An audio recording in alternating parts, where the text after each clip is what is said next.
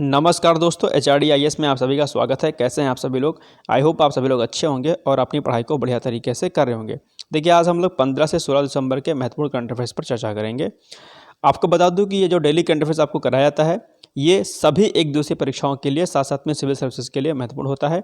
इसके साथ में यदि कोई +2 के बाद में CUT की तैयारी कर रहा है, यानी कि जिसको अभी +2 के बाद यानी कि इंटर के बाद में UG यानी कि अंडर ग्रेजुएट में सिलेबस एडमिशन लेना है, या फिर पोस्ट ग्रेजुएशन के डिग्री में किसी में भी PG लेवल पर अगर एडमिशन लेना है, तो उनके लिए जो प्रश्न पत्र आता है कंपटीशन का, उसमें करंट अफेयर्स का एक सेक्शन रहता है। और उस करंट अफेयर्स को कंप्लीट करने के लिए आप लोग जो है इस डेली करंट अफेयर्स को फॉलो कर सकते हैं, या आप उनको शेयर कर सकते हैं जो लोग जो है इस परीक्षा की तैयारी करना चाहेंगे CUT वगैरह के। साथ साथ में UPSSC PET MPPSC UGC NET UKSC और RO और UPPCS के लिए तो ये करंट अफेयर्स ऑलरेडी रहता ही रहता है। चलिए बिना देरी के आज का सेशन स्टार्ट करते हैं। देखते हैं कि आज का हमारा पहला प्रश्न क्या है। पहला हमारा प्रश्न है, हाल ही में भारत और किस देश ने डिजिटलीकरण और इलेक्ट्रॉनिक विनिर्माण के क्षेत्र में सहयोग पर हस्ताक्षरित सहयोग ज्ञापन को मंजूरी प्रदान की है? तो इसका जो राइट आंसर हो जाएगा ए, यानी कि सऊदी अरब। व्याख्या के अंतर्गत यही पॉइंट दिया है, आप लोग जरा इसको पढ़ लीजिएगा एक बार। क्वेश्चन नंबर 2 है, हाल ही में केंद्रीय मंत्रिमंडल द्वारा इनोवेशन हैंडशेक के माध्यम से नवाचार इकोसिस्टम को बढ़ावा देने के लिए भारत और किस देश के साथ समझौता ज्ञापन के मसौदे को मंजूरी प्रदान की गई है? इसका जो राइट आंसर है वो हो जाएगा आपका सी, यानी कि अमेरिका के साथ में। चलिए, व्याख्या के अंतर्गत यही पॉइंट दिया गया है, आप लोग देख लीजिएगा। नेक्स्ट क्वेश्चन है, हाल ही में केंद्रीय मंत्रिमंडल द्वारा भारत और किस देश के बीच औद्योगिक संपत्ति के अधिकार के क्षेत्र में सहयोग के बारे में समझौता ज्ञापन को मंजूरी प्रदान की गई है? इसका जो राइट आंसर हो जाएगा इटली के साथ में जो है समझौता ज्ञापन को स्वीकृति प्रदान की गई है। व्याख्या देखते हैं, हाल ही में केंद्रीय मंत्रिमंडल द्वारा भारत और इटली के बीच औद्योगिक संपत्ति के आधार के क्षेत्र में सहयोग के बारे में समझौता ज्ञापन को स्वीकृति प्रदान की गई है।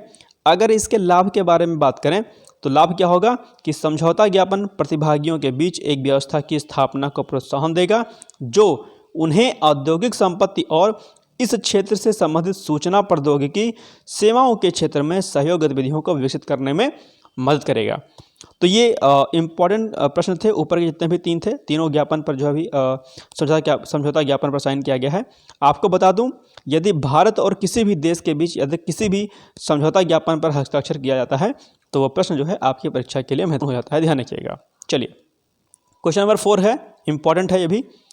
हाल ही में केंद्रीय मंत्रिमंडल द्वारा गुजरात के किस हवाई अड्डे को अंतर्राष्ट्रीय विमानपत्तन घोषित करने के प्रस्ताव को स्वीकृति प्रदान की गई है? तो इसका जो राइट आंसर है हो जाएगा बी, यानी कि सूरत हवाई अड्डे को। चलिए, व्याख्या देखते हैं इसकी। हाल ही में केंद्रीय मंत्रिमंडल द्वारा गुजरात के सूरत हवाई अड्डे को अंतर्राष्ट्रीय विमानपत्तन घोषित करने के प्रस्ताव को स्वीकृति प्रदान की है, ध्यान रखिएगा। नेक्स्ट पॉइंट है, अंतर्राष्ट्रीय हवाई अड्डा घोषित होने पर क्या होगा? सूरत विमानपत्तन न केवल अंतर्राष्ट्रीय यात्रियों के लिए महत्वपूर्ण साबित होगा, बल्कि यह राज्य के समृद्ध हीरा एवं वस्त्र उद्योगों को भी निर्बाध निर्यात आयात संचालन की उच्च स्तरीय सुविधा प्रदान करेगा। तो ये इसका क्या रहेगा? बेनिफिट रहेगा। चलिए, इंपॉर्टेंट क्वेश्चन है, ध्यान रखिएगा। नेक्स्ट क्वेश्चन है, हाल ही में भारतीय नौसेना द्वारा अनुसंधान संबंधी साझेदारी के माध्यम से नवाचार को बढ़ावा देने हेतु किस संस्था के साथ समझौता ज्ञापन पर हस्ताक्षर किया गया है? इसका जो राइट आंसर हो जाएगा IIT कानपुर के साथ में भी हाल ही में भारतीय नौसेना के द्वारा जो है अनुसंधान संबंधी साझेदारी के माध्यम से नवाचार को बढ़ावा देने के लिए समझौता ज्ञापन पर हस्ताक्षर किया गया है, ध्यान रखिएगा। तो इसका जो एक्सप्लेनेशन है वो यही है, दिया गया है, आप लोग पढ़ लीजिएगा।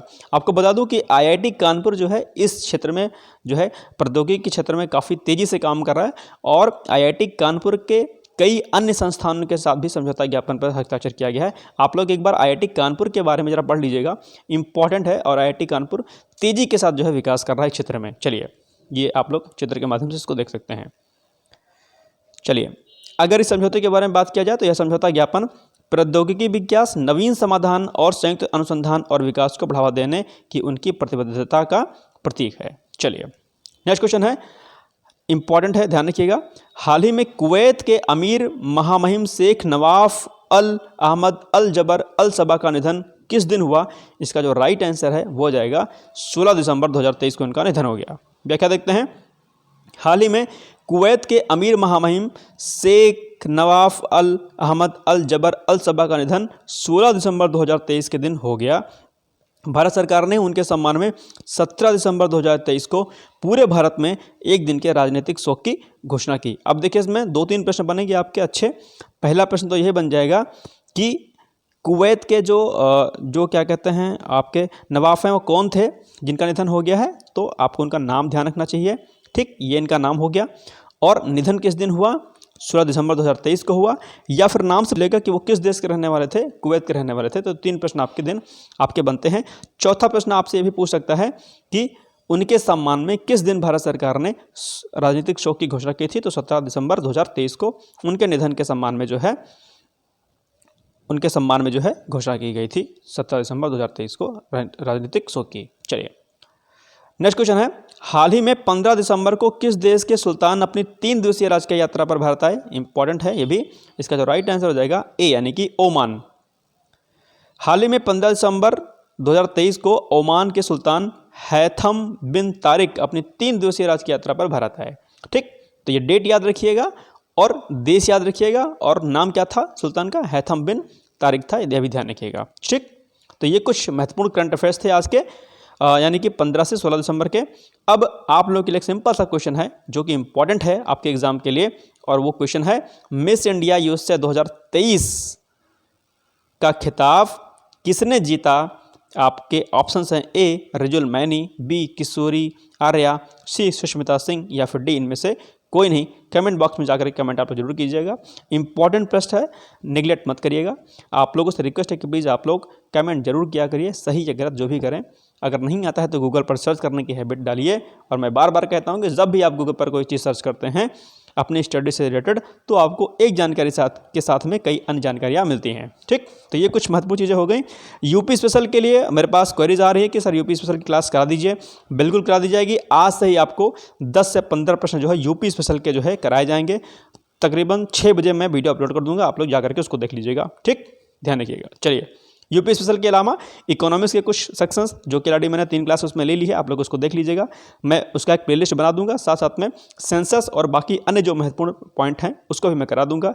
दिसंबर के अंतिम से चीज़ें शुरू हो जाएंगी। यूपी स्पेशल के लिए आज से क्लास स्टार्ट हो जाएगी। जो महत्वपूर्ण पॉइंट्स होंगे वो मैं आपको करा दूंगा आज यूपी स्पेशल का। चलिए फिर मिलते हैं कल एक नए सेशन के साथ। तब तक आप लोग मस्त रहिए, व्यस्त रहिए। मेरी बहुत सारी शुभकामनाएं सभी लोगों के साथ में है। आप लोग सभी लोग सफल हों। All the best. जय हिंद, जय भारत।